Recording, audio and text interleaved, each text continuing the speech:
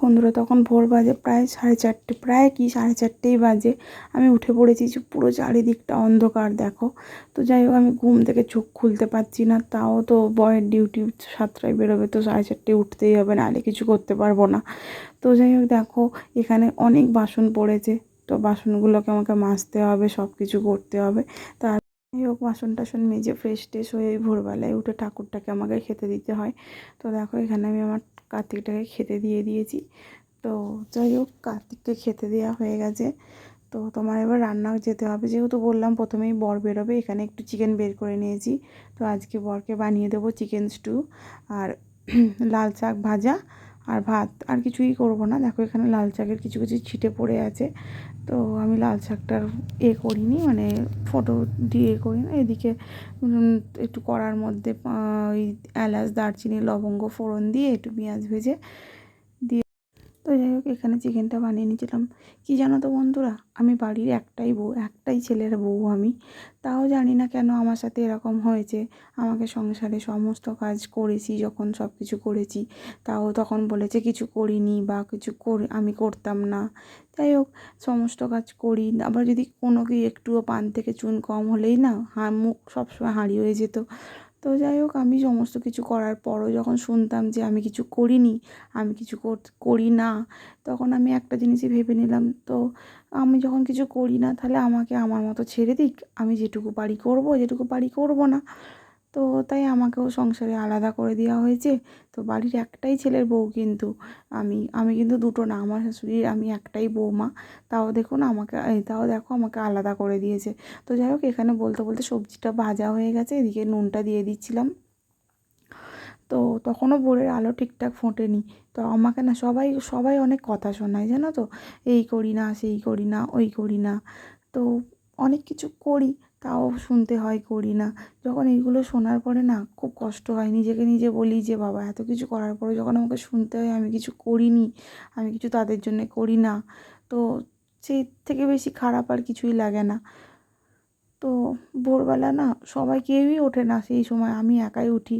কারণ সবাই তখন ঘুমায়, আমাকে উঠে করে দিতে হয়। তো আমি করে দিতে হয় বলে কিছু বলছি না।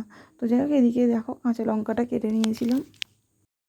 স্টু সাধারণত গোলমরিচ দিয়ে হয়। আমি গোলমরিচও দিয়ে একটু কাঁচা লঙ্কাও দিই, যাতে একটু টেস্টটা ভালো হয়। তো আমি হয়তো গোলমরিচ দিয়ে খেয়ে নেবো, কিন্তু আমার বর গোলমরিচ দিয়ে একদমই খাবে না। তো স্টুয়ের জন্য এদিকে গরম জলটা করতে বসিয়েছিলাম। তো গরম জলটা হোক, ততক্ষণ এটা কষতে থাকি। তো তোমরা জানি না কে কে টমেটো দাও, আমি একটু টমেটোও দিই। দেখো, এদিকে ঠিকঠাক করে আলোও ফোটেনি তখন ভোরের। তো তখন বাজে তখন 5:30 বেজে গিয়েছিলো। যেহেতু আমি ভোর 4:30টায় উঠেছি, উঠে সব কিছু মাজা ধোয়া স্নান টান করে আস্তে আস্তে একটু দেরি হয়ে গেছিলো। তো ওই জন্য ওদিকে ভাতটা আর শাক ভাজাটা করে নিয়েছিলাম, আর এদিকে স্টুটা করছিলাম, করতে করতে একটু ভিডিও বানাচ্ছিলাম। তো যাই হোক দেখো, করেছি। এদিকে দেখো একটু আলো ফুটেছে, তখন বললাম না 5:30 বাজে, একটু আলো ফুটেছে। তো যাই হোক, এদিকে স্টুটা হোক ততক্ষণ, আমি তো তখন একটু আপনাদের সাথে একটু কথা বলি। তো যাই হোক, স্টুয়ের জলটাও দিয়ে দিলাম। তো আপনারা কার কার সাথে আমার মতো হয়েছে একটু বলবেন। দেখুন, সব বাড়ির তো সমান নয়, কিছু কিছু বাড়ি হয়তো ভালো হয়। যেমন অনেকেই বলে যে যাই হোক, এদিকে স্টুটা রেডি হয়ে গেছে। অনেকেই বলে সংসারে সমস্ত কিছু করি, তাও কথা শুনতে হয়, সবার কপাল তো আর সমান নয়। যাই হোক, তো এদিকে চাটা বসিয়ে দিয়েছি। ভোর হয়ে গেছে, সকাল হয়ে গেছে, বর ডিউটি বেরোবে। তো চাটা বসিয়েছি, আর আমি এদিকে আমার ডিটক্সটা বসিয়ে দিয়েছি।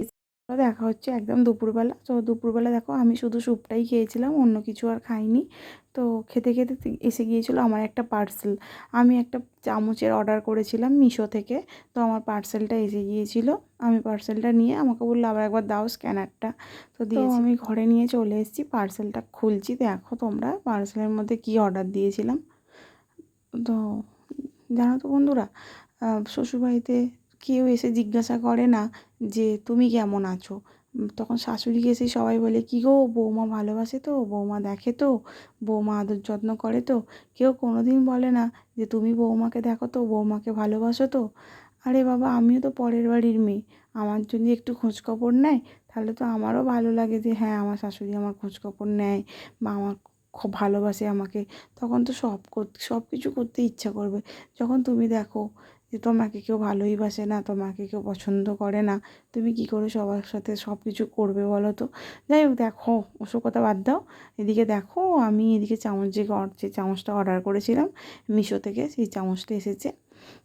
আমি দেখেই অর্ডার করেছিলাম 4 পিস, খুব সুন্দর চামচগুলো দেখতে, দেখো।